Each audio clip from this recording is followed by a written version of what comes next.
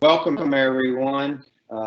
This is the special meeting of July 1st, 2020 of the East Baton School Board. Let me mute my sound. There we go. I'm going to give a read in the public. This notice is to the East Baton Rouge Parish to get certification. JB 2020-30. Board member participation by telephone or video conference as it relates to school board meetings. Please be advised that to the public emergency caused by the coronavirus 2019 COVID-19 and stay-at-home orders issued by President Trump and Governor Edwards, the East Baton Rouge Parish School Board may, for the duration of this emergency, conduct board meetings and committee meetings electronically via telephone and/or video conference. Due to a specific concern related to a potential infection at the previous meeting, the special meeting scheduled for July 1st, 2020 at 5 p.m. will be streamed live via Microsoft Teams events. A link to watch this meeting can be found on board docs located on the school board website. For written public comment will be provided before the meeting as well as before each action is taken by the board on an action item. Individuals wishing to make a public comment about any of the posted items will need to click on the agenda item in board docs and submit via the highlighted public comment hyperlink on the agenda item details. Upon the closing of the comments, the board president will read into the record the public comments that have been submitted. Mr. Shamlin, would you like to give any other instructions? Yes, good afternoon. Sorry, guys, I was muted. Board President Goday did ask about the necessity of reading public comments. The board has been given a wide latitude under the special order to allow the public to comment as necessary. We've chosen to do that online using a written comment system. However, we can, in the interest of efficiency, impose a few restrictions. We've chosen today to say that we will only read into the record those comments that are relevant to this specific topic. And we will also be certain to make sure those are read in. State law requires us to always allow the public access or full access as much as we can. But under this particular situation, due to the fact that we're streaming, that we're working virtually, and that we are trying to work as efficiently as possible, we're going to move ahead with the reading comments that are relevant to the topic. Also, if comments contain profanity or obscenities, those will be exempted from being read in. All comments will be available for public consumption via public records request as is usual. Thank you very much. I'm sorry when I was saying you didn't have your mic on. It was my issue that I didn't have my speaker on. Sorry about that. So now the meeting will be called to order. The invocation by Vice President Tramel Howard and the Pledge of Allegiance led by myself. Mr. Howard. Thank you, President Goday. If you would please bow your heads. Most gracious Father, we thank you for this moment. We thank you for this opportunity to do the business of our people, the people of this great district. Father God, we ask that everyone approaches this meeting with a clear mind, a clear heart, and we just ask that you continue to give us the strength to do what's best for students and the best interest of students of this district. We thank you for safe travels for those who have traveled near and far, and we just give you all the glory, honor, and praise for all the things you continue to do for us in this school district. Thank you and amen. Thank you, Vice President Howard. We will now say the Pledge of Allegiance. I pledge of allegiance to the flag of the United States of America. I pledge allegiance to the flag of the United States of America and to the republic for which it stands, one nation, under God, indivisible, with liberty and justice for all. Thank you. So now we will do the roll call. Madam Secretary. District 7, President Goday. Here. District 3, Vice President Howard. Present. District 1, Mr. Blue. Here. District 2, Mr. Lannis. Present. District 4, Ms. Collins. Present. District 5, Ms. Ware Jackson.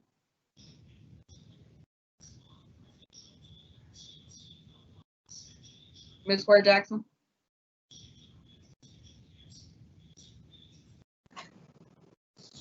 District 6, Ms. Dyson.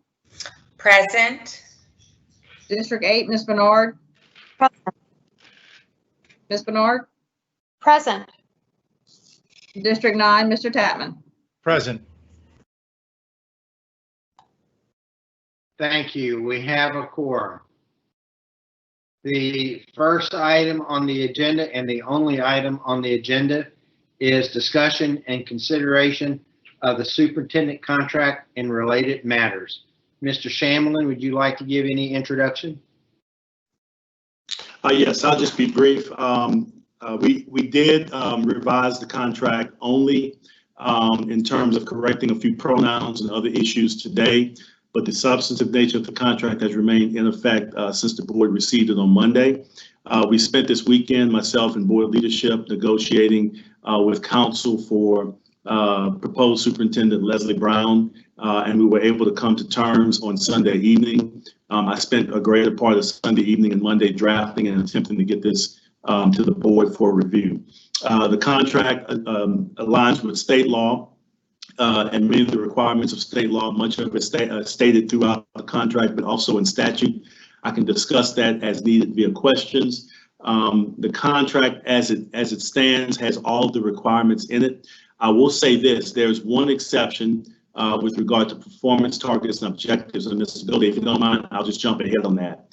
I had a conversation today with the State Department and with State Superintendent Kay Brumley to let him know that we would not be including performance targets for the first year of this contract, primarily due to the fact that our district is in the process of reopening, and we were unsure about how to proceed with targets that would be fair to both the superintendent and also effective and necessary for the district.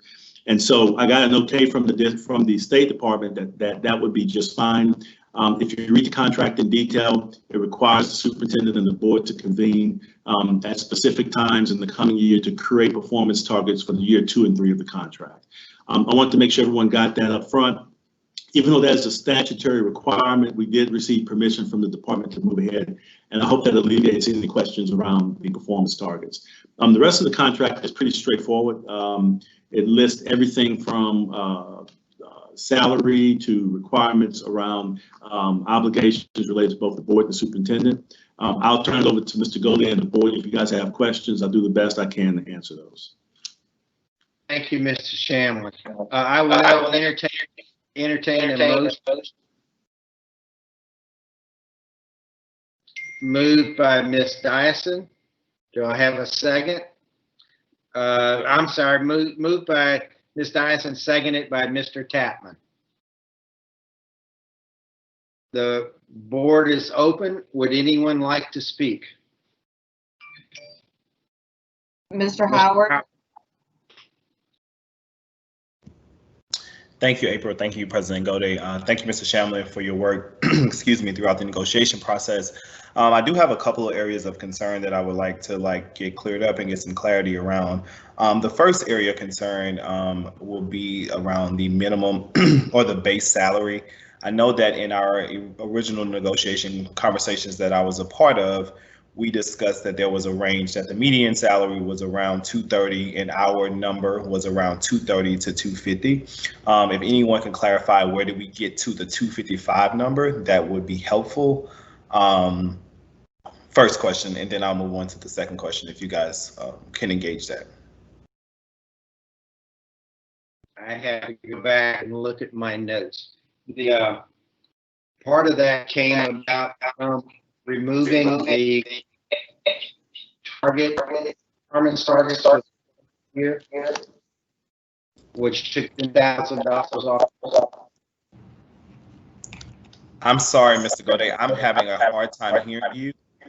Your internet is going in and out, so Is this better? It's a little blurred. I don't know if anyone else is having trouble hearing, but I am. I'm trying. Is this better? Yeah. A little bit, yeah. Okay.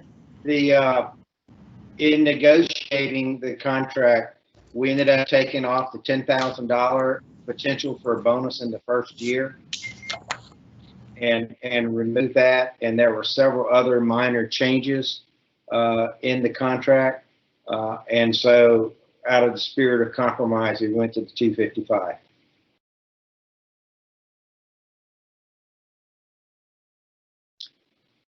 Now I'm not hearing you. I'm muted. It's not an internet issue. I was muted. So I just want to go on the record of saying that if we know that the median salary for a superintendent of a district our size within our district is $230,000 for base salary, I think that we should be closer around that number. I understand the process of negotiation, but I do believe that we bring in a superintendent who can give us an opportunity to see their work, and then we reward them in compensation. So I believe that the base number is fairly high, and so I would hope that on the record that we know that I as a board member would like for us to see if that's a possibility, to get that number closer to the median average as opposed to a 25,000 increase already from the beginning. And I understand the negotiation tactics. My second question or concern is around the car allowance and the technology allowance. I believe that the car allowance is a bit much considering where we are as a district financially, and knowing just the times that we find ourselves in as a community and as a district. I'm not sure that it's a necessary piece. I understand that it was included in Mr. Drake's contract, but I personally don't believe that us allowing or having a car allowance is a necessity when we're already paying a base salary of $250,000. We'll love to engage on that matter, but just want to know for the record that I don't believe that that's a necessary piece. And my last piece, my last two pieces is the technology piece. We already give our employees around the district, they receive Chromebooks or they receive whatever device just like us as board members, as well as provide internet access. So I don't know why we also include in this contract a technology allowance, which is also was included in Mr. Drake's contract, but I still didn't agree with it then, and I don't think that it's something that we continue as a practice within our district, again, with the financial situation that we find ourselves in, as well as the state of our finances as a district. And then the last thing, I understand the performance metrics will be taken out for year one in relation to what's going on with COVID and all of those things, but I just wanted to lift up that I think that there has to be a very intentional action by us as a board to lift up performance metrics that actually move our district forward, specifically talking about like how we're performing in our underperforming schools and how we increasing graduation rates. And when I speak on graduation rates, I'm not talking about an aggregate data piece. I'm talking about breaking down those data pieces into subgroups to ensure that we are providing a quality education for every single student and subgroup within our district. So those are my concerns that I will lift up, and I look forward to discussion going forward. Thank you. So let me try to answer some of those issues. First, I'll take them in reverse order. On the performance objectives, I 100% agree. And we really want to have significant performance objectives that are measurable. And that's why we're not doing them in the first year, because we don't know exactly what we will be facing, and we don't know what the baseline is going to be. And so we will work together as a board to come up with those objectives. On the second item around the technology, that is a significant reduction from the number that Mr. Drake had, and that is to cover cell phone and internet access, which we do not provide for all employees of the district. The superintendent is on call 24 hours a day, and so that is to ensure proper communication for the superintendent throughout the entire time frame in the day, and to provide for them to have cell phones and internet connections. On the automobile allowance, again, that is a significant reduction from what Mr. Drake had, but in the policy, the superintendent could sit and be able to claim travel for all of the intra-parish travel that is being done. And this was an attempt to not have the work burden of all the documentation fall upon the superintendent and the staff, to be able to pull all that together to be able to reimburse it. So instead of having that burden on the staff for documentation and reporting, we thought it was better to go with the single one lump sum, and so no additional reimbursement may be claimed by the superintendent. Again, both of these numbers are significant reductions from where the contract had Mr. Drake's values.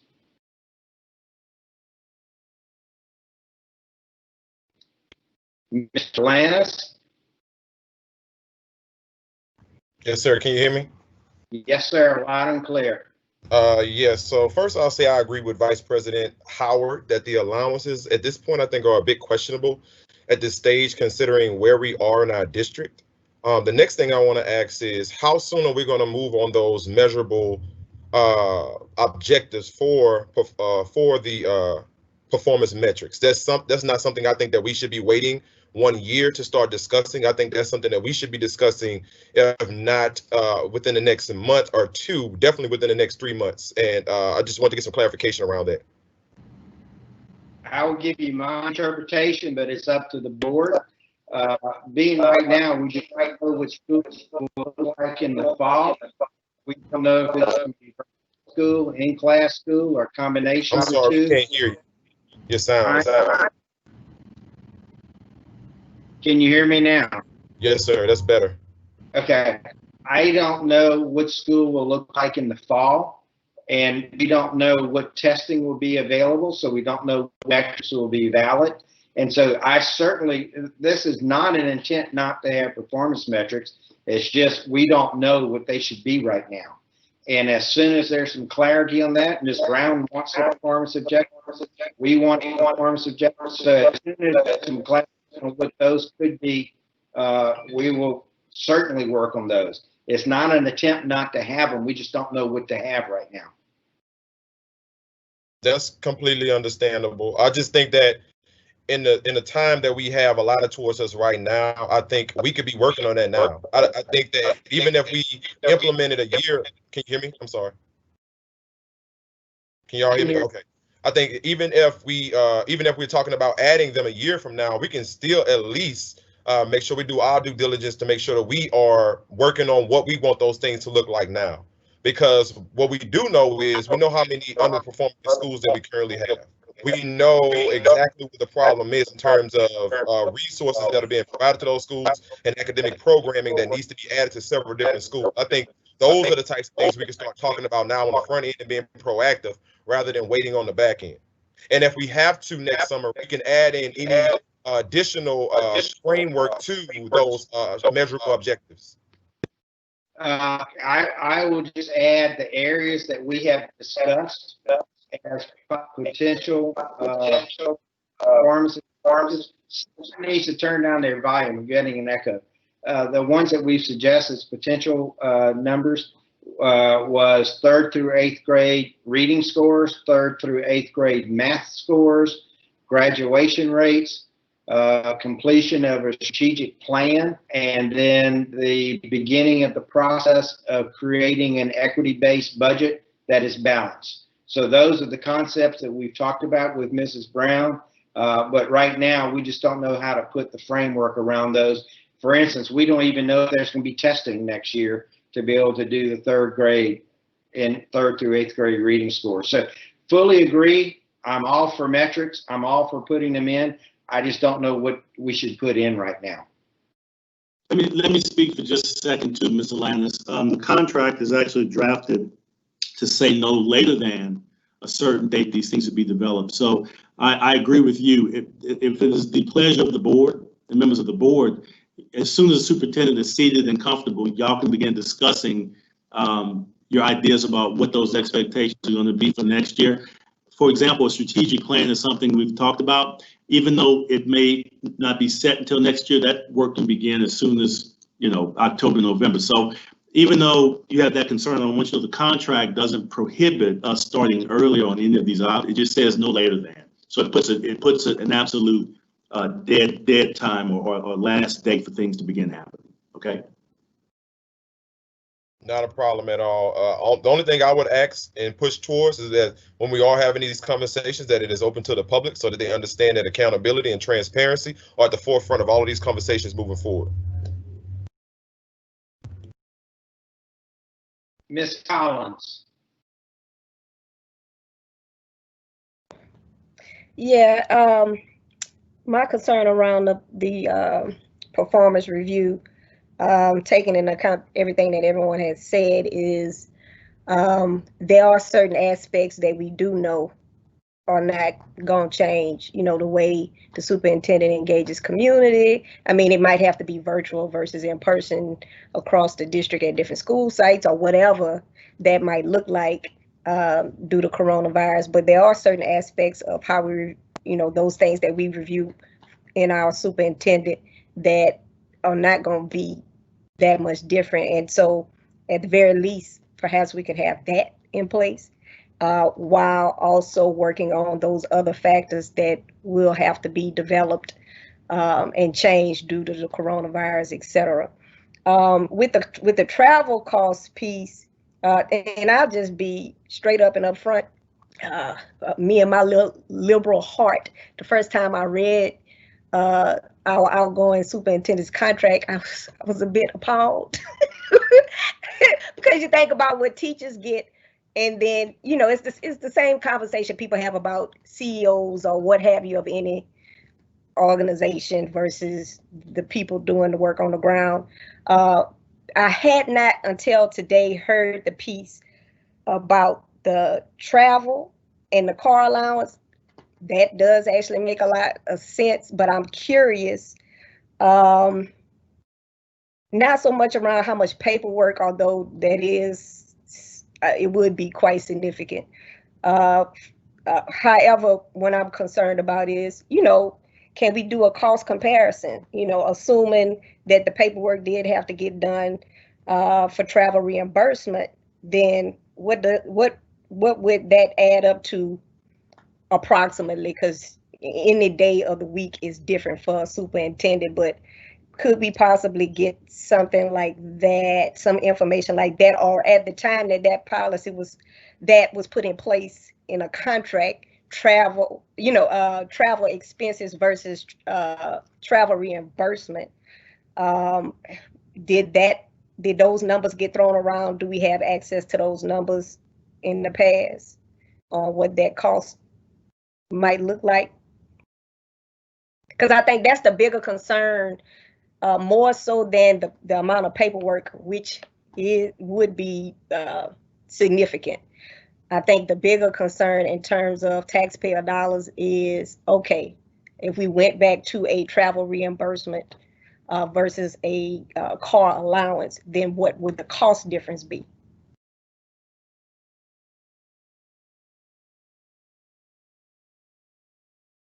And so my question is, does anyone have any inkling of what the answer would be?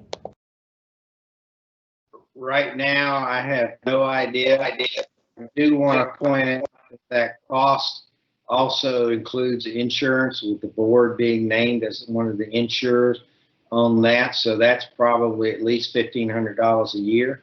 And so when you add that and you do what is it, 50 cents a mile today, I mean, it's not outrageous.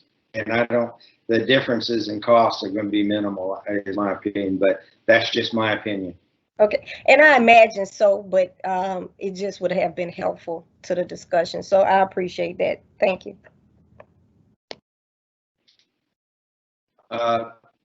Ms. Ware Jackson. We cannot hear you, ma'am.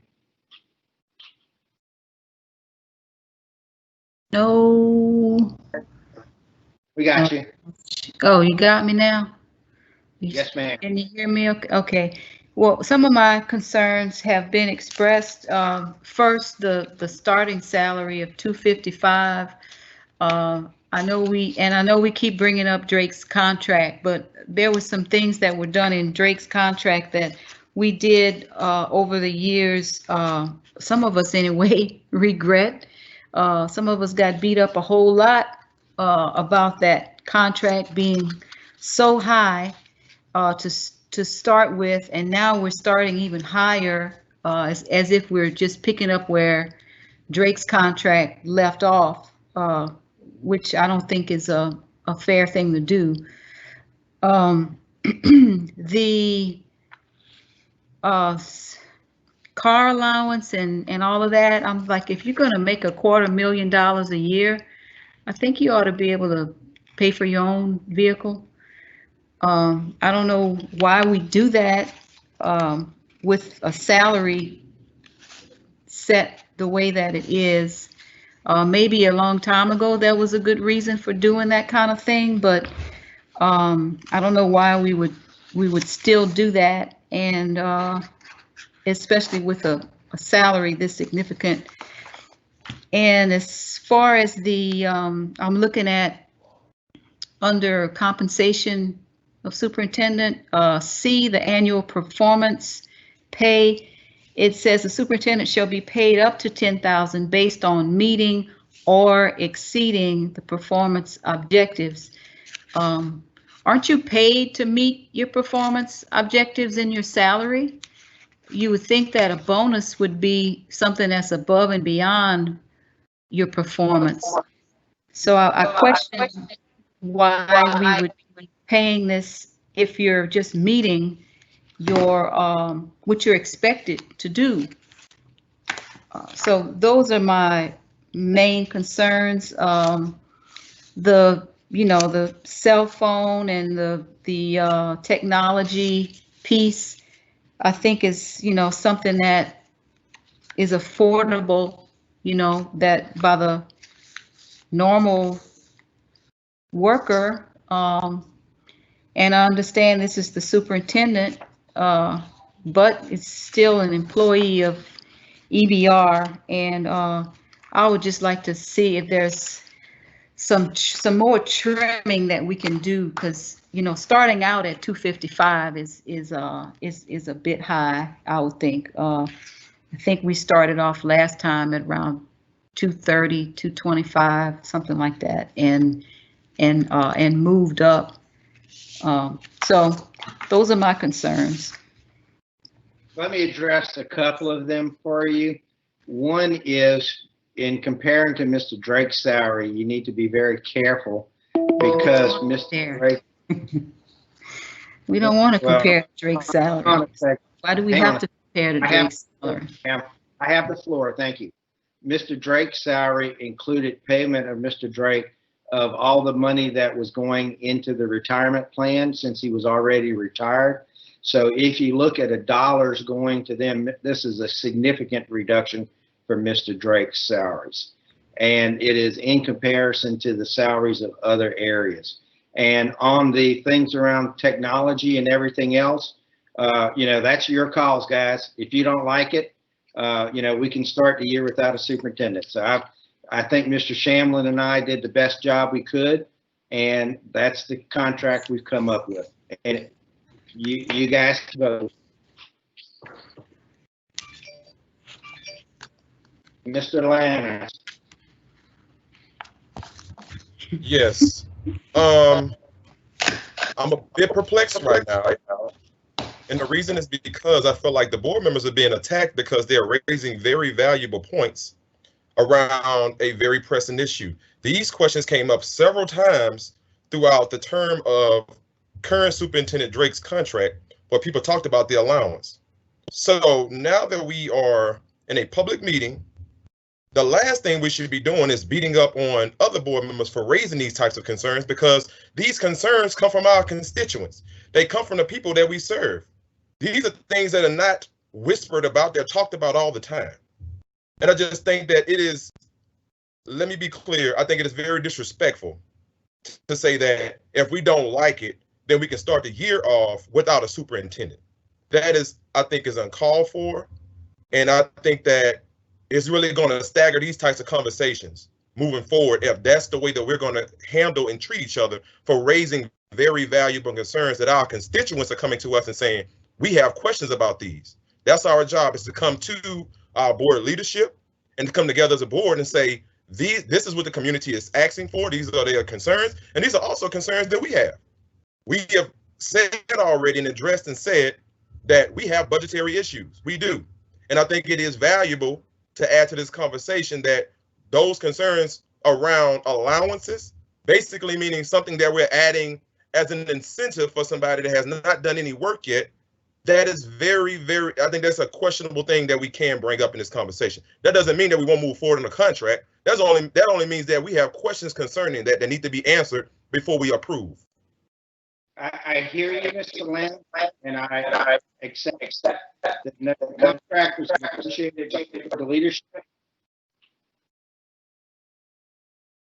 I hear you, and I accept that the contract was negotiated by board leadership, and all of these items had the opportunity to be discussed with the board leadership when it was coming up. And so these were discussed and determined that this was the best deal we could get. And Mr. Howard, if you'd like to comment, you were part of those negotiations. We can't hear you.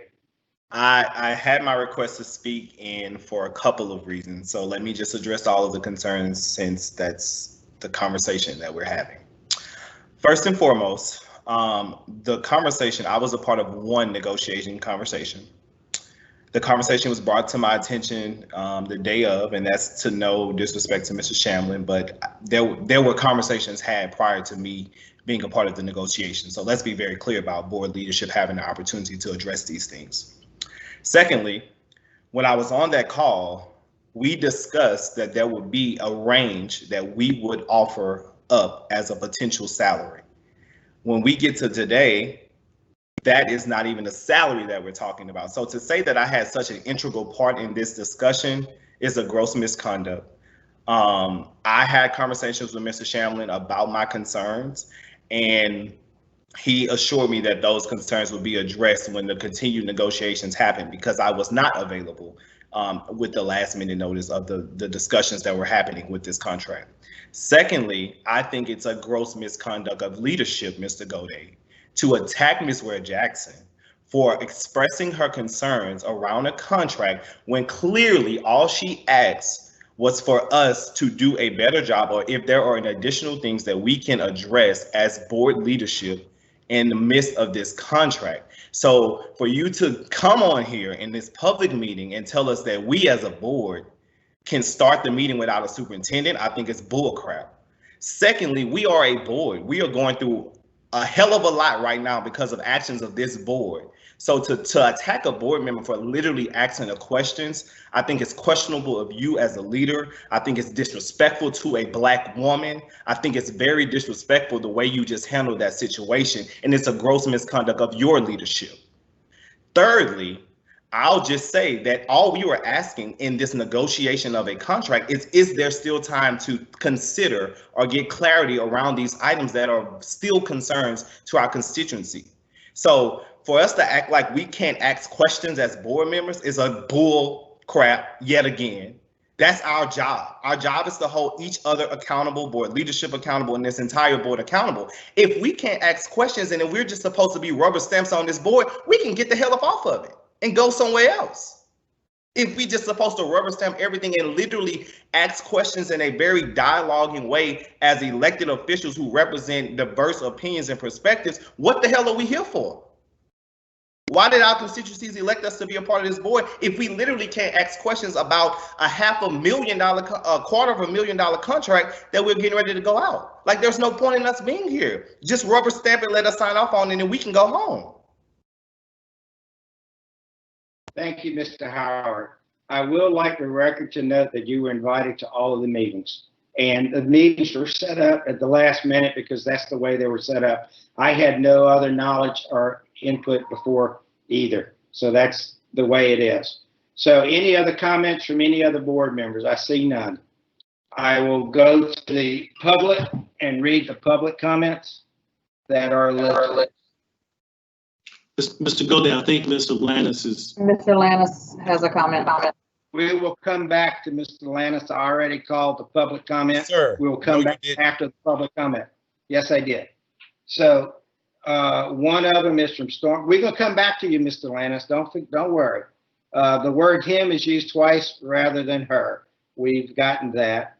The next one is not pertinent to this. The next one is from June Conti. I implore the board to center Baton Rouge's lowest performing schools in the district, the Innovation Network, when considering performance-based incentives in Mrs. Brown's contract. For far too long, the district has disregarded these students and focused solely on magnet schools. In order to pursue equity, we must prioritize Innovation Network schools at this time. We can do so by including incentives that directly target innovation schools. Next is from Maria Harmon. Is there a possibility to include a probationary period of 1 year for the incoming superintendent? The next is from Devin White. When the superintendent search began at the end of last year, the South Louisiana Coalition for Education conducted a community survey to surface the most salient issues to be addressed by the next leader. One of those issues was the underperforming schools in our district and the need to intentionally and urgently address them and begin to turn them around. As you consider the contract tonight, please also strongly consider performance metrics that include how the district's lowest performing schools show growth and progress. The superintendent should not be additionally awarded on top of an already loaded contract for maintaining status quo. This is only right. From Honda Corley, due to COVID-19, our super will not go school to school or do much travel. Secondly, we can pay for the 24-hour cell phone, but insurance, car net, internet should come out of our own paycheck as it does for any other staff and children. We should not pay for someone to live better than the demographics in which we serve. Also, we should include in the contract a probationary time frame, matching a percentage of funds she put in retirement, not just hand her one, performance requirements, and what's really required for her to do regarding special populations, failing schools, etc. We should have learned from Drake's contract, not repeat the problematic trajectory that helped get us to where we are in a bottomless pit. We should give her the basics until we see a reason to give her perks. She has never been a super and should be as an entry-level super. We should never give a contract as vague as this one. Legally, this contract is horrible and allotted time frame something. From Storm Matthews, under the termination portion of the contract, now section C, I would like to see just cause added to the contract, regardless of how many days notice is given termination of the contract, shouldn't be willy-nilly. I will refresh.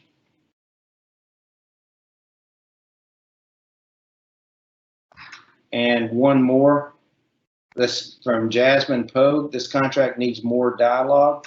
There was not adequate time for the public to comment and digest this information. There should be a racial equity aspect of the superintendent contract tied to performance. That is the end of the public comment. We'll go back to Mr. Lannis. You now have the floor. I'm sorry, but I think I would be remiss if I allowed this opportunity to pass by without us further addressing the fact that we're disrespecting board members. And the fact that it's just being simply glanced over, that is completely out of order. I think that is a discussion that needs to happen. We could talk about the contract all night. I mean, there's a lot to discuss in terms of the contract, but we can't move forward as a board if we're going to be disrespecting each other. And if I'm going to be on this board, I'm telling you now, I will not stand for it. I absolutely will not stand for someone in board leadership disrespecting other board members.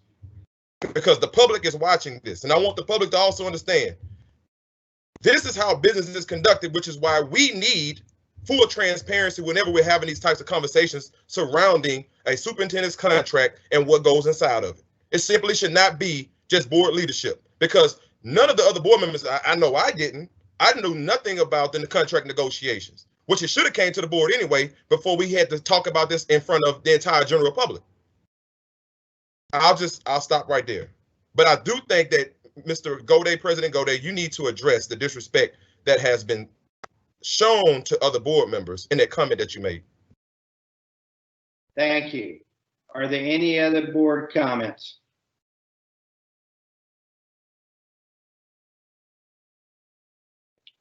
Seeing none, Ms. Ware Jackson, are you trying to comment? You're on mute, so I cannot hear you. You have nothing to say. So no comments remaining from the board. We will now move to the vote to approve the contract. Madam Secretary? Please vote.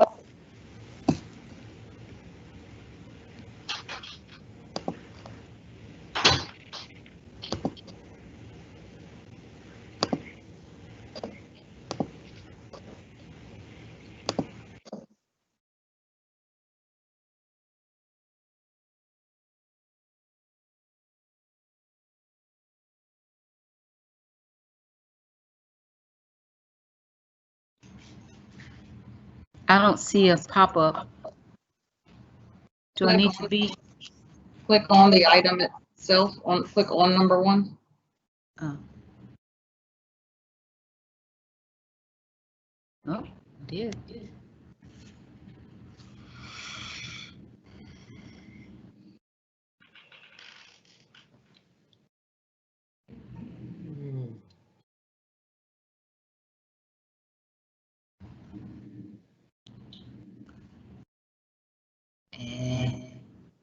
Nope.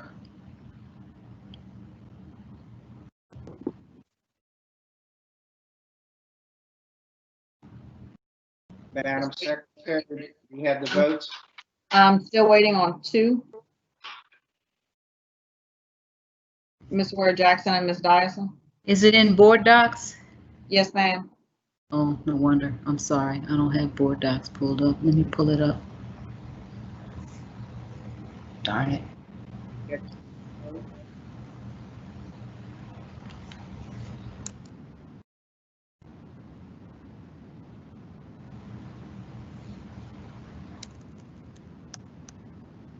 I'll just take mine verbally. Yes, ma'am, we can do that. We're gonna do them verbally anyway, so I will start with the roll call. Mr. Blue, Yes. Mr. Lannis, No. Mr. Howard, No. Ms. Collins, Yay. Ms. Ware Jackson, No. Ms. Dyson, Yes. Mr. Gode, Yes. Ms. Bernard, Yes. Mr. Tatman. Yes. The motion carries. Thank you. The next item is the announcement of meetings. As soon as I can pull it up. Special meeting for charter applications will be held on July 9th, 2020 at 4 p.m. Excuse me for a second.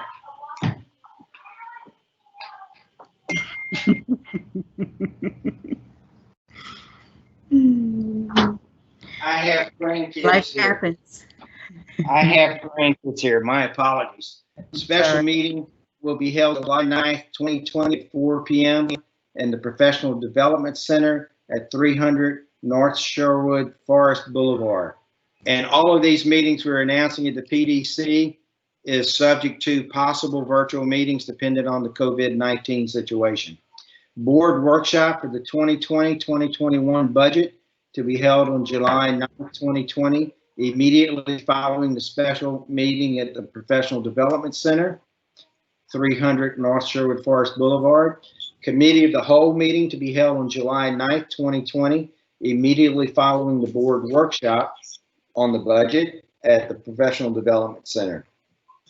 The Lehigh Renaming Committee / Public Forum will be held on July 13th, 2020 at 6 p.m. at the Professional Development Center, 300 North Sherwood Forest Boulevard. And the regular board meeting will be held on July 16th, 2020 at 5 p.m. at the Professional Development Center, 300 North Sherwood Forest Boulevard. There being no other business, this meeting is adjourned. Ms. Dyson had a comment. I'm sorry, Ms. Dyson, I didn't see a thing. Ms. Dyson, go ahead.